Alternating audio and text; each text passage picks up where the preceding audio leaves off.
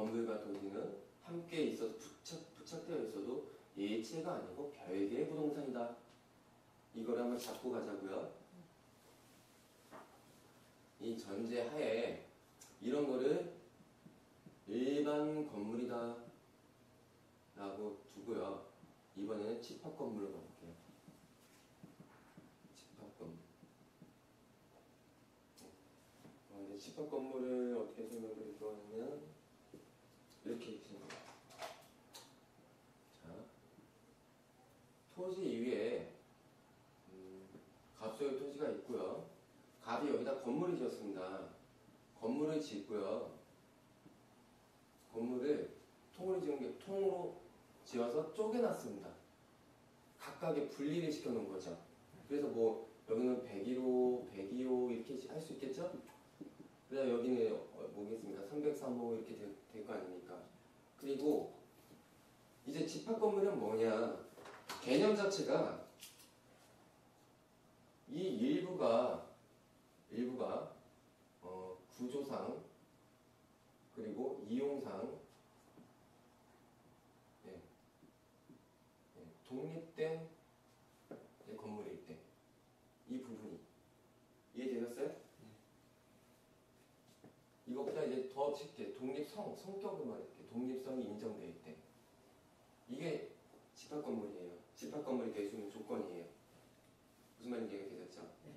그래서 구조상 이용상 독립성이 인정된다. 자, 그리고 이 부분, 그러니까 구조상 이용상 독립성이 인정되는 이 부분만을 두고 우리는 전유 부분이다 이렇게 이야기를 합니다. 우리는 이거를 두고 또 일반적으로 실평수다 이렇게도 말을 합니다. 우리가 부를 때. 그리고 이거를 보고 우리는 구분 소유권이다 이렇게 이야기를 해요. 구분되니까. 그래서 여기서 이런 구조상 이용상 독립성이 인정되는 이런 건물일 때 집합 건물을 등기를 할 수가 있는 겁니다. 집합 건물을 등기를 하려면요, 이게 나눠져 있어야 돼요. 구조상 이용상 독립성이 인정되도록. 그래야지 소유권을 한 소유자가 다 가지고 있더라도 각각 이렇게 6개를 쪼개서 가지고 있을 수 있다는 소리입니다. 네, 이해되셨어요? 네. 이게. 그리고 이거와 세트에 만약에 이거 설명까지 드리고 말씀드려야 됩니다. 그럼 전유 부분이 있으면요, 공용 부분이라는 게 또 있습니다. 공용 부분은 뭐냐? 복도, 이 안에, 뭐 계단, 이런 부분들은 공용 부분이에요. 이런 거는 이 전체에 대해서 전체 소유자가 6명이 되겠죠? 6개로 나눠져 있으니까 6개의 소유자가 n분의 1로 나눠갔습니다. n분의 1로. 이 소유권 n분의 1로 나눠가는 거예요. 지분 형태로.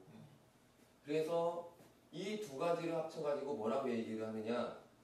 분양평수다 이렇게 얘기를 하는 겁니다.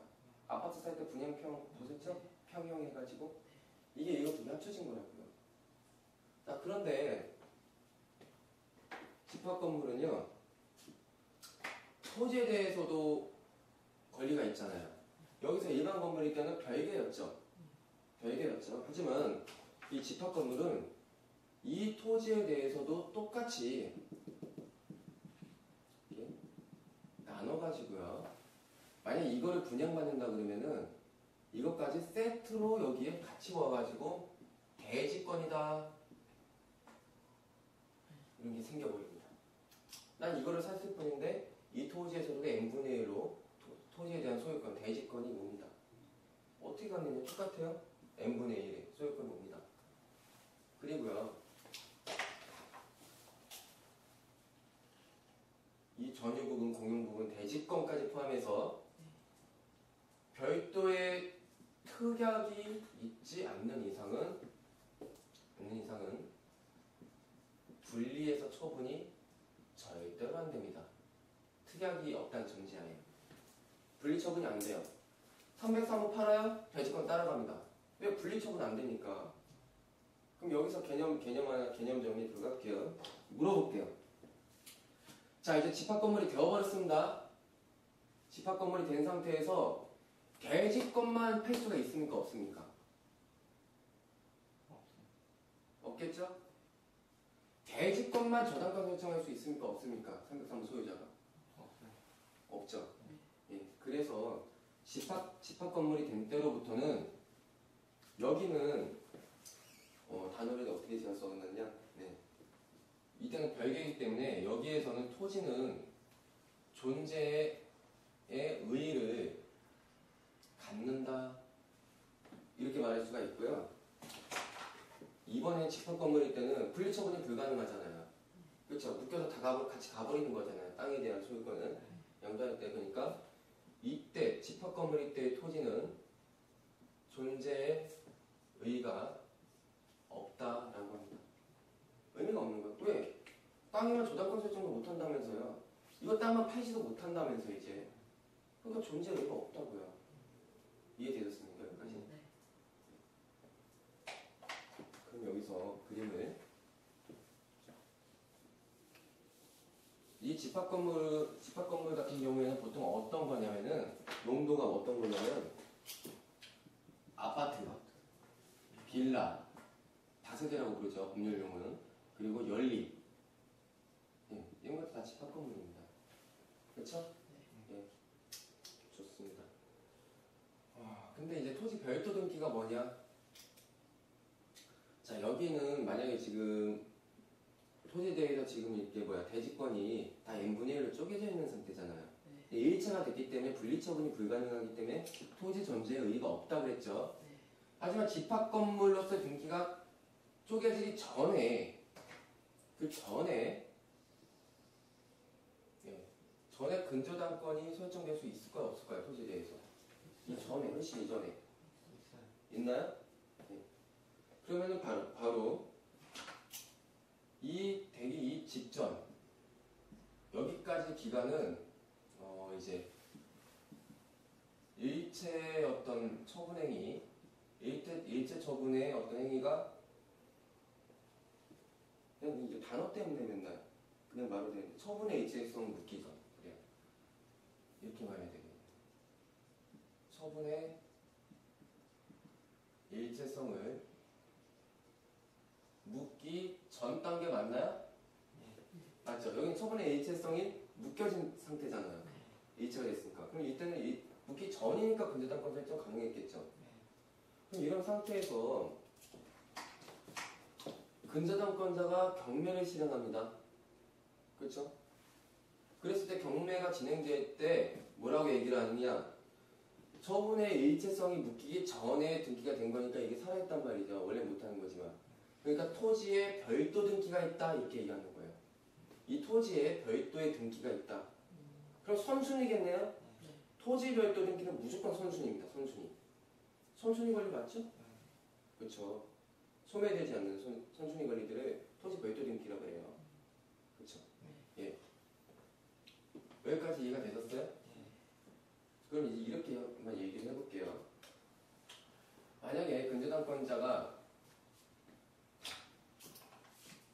갑이라는 사람이 지금 외치기 전이에요? 전 단계예요? 네, 이게 없다고 생각하시고 이 토지 위에다 이 건물을 지으려고 근저당권 2억을 설정했습니다. 돈 빌렸어요. 자, 그 다음에 건물을 지었습니다. 건물을 지어버렸어요. 자, 그러면 이제 분양을 해야 되겠죠? 쪼개가지고 그래 목적이었다면 쪼갰다는 건 분양하겠다는 소리. 안 쪼갰으면 다각으로 그냥 내가 월세 받으면 살겠다는 소리고 분양하겠다는 소리. 그래서 얼마에 분양했냐면 303호를 1억에 분양했습니다.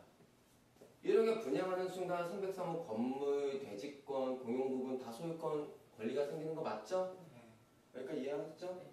대지권 자동으로 갔습니다. 그러면은 어떻게 하느냐? 갑이 1억을 받을 거 아닙니까? 1억을 받아가지고 은행에 가서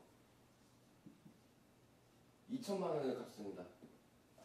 더 쪼개볼게요. 여기서 이렇게 하면은 10개 호수 맞죠? 10개 호수. 하나, 둘, 셋, 넷, 다섯. 10개. 그쵸?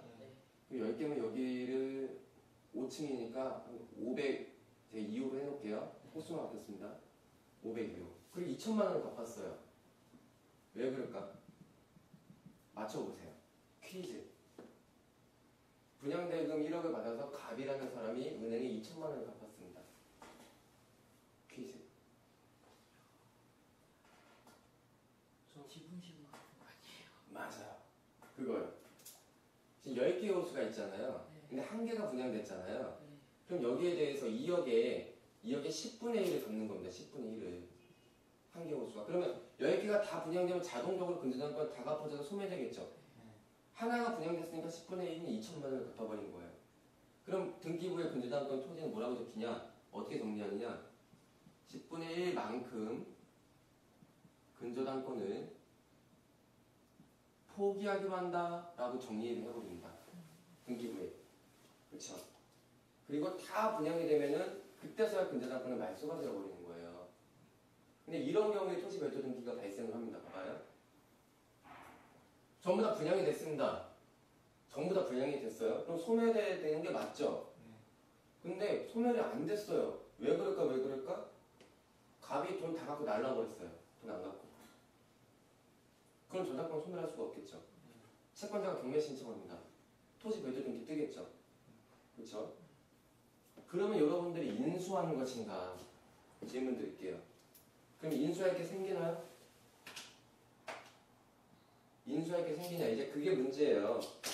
특수 권리가 뭔가 인수할 게 생겼어야 될 거 아닙니까? 인수할 게 생기냐고요, 여러분들한테. 전혀 생기지 않아요. 왠지 알아요?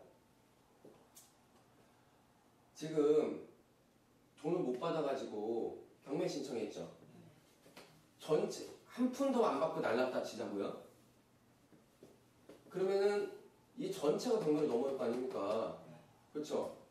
그러면 등기를 해놨으니까 쪼개서 나올 거 아닙니까? 502, 500, 뭐 501호, 402호 쪼개서 나오겠죠.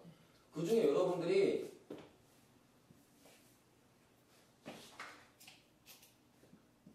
(401호를) 낙찰 받았다고 쳐보자고요. 401호 낙찰 받았습니다. 자, 배당할 때 보자고요. 근저당권자, 당연 배당권자, 당연 배당권자 맞나요? 배당 요구 안 해도 배당 받을 수 있죠? 선순위죠? 1순위로 배당 받겠죠? 여기에 대해서 n분의 1로 받아야 될 2천만 원에 대해서 1순위로 배당받습니다. 내가 산 금액에 대해서. 그럼 나 돈 주고 대지권 산 거 맞나요?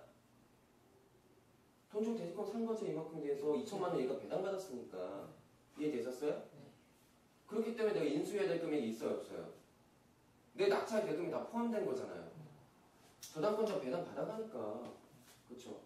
나머지 금액들은 여기 낙찰된 대금에서 또 2천만 원씩 가져갈 거 아닙니까? 맞나요? 그렇죠. 그렇기 때문에 토지 별도 등기는 의미가 없다는 소리예요. 배당 받아간다는 소리예요.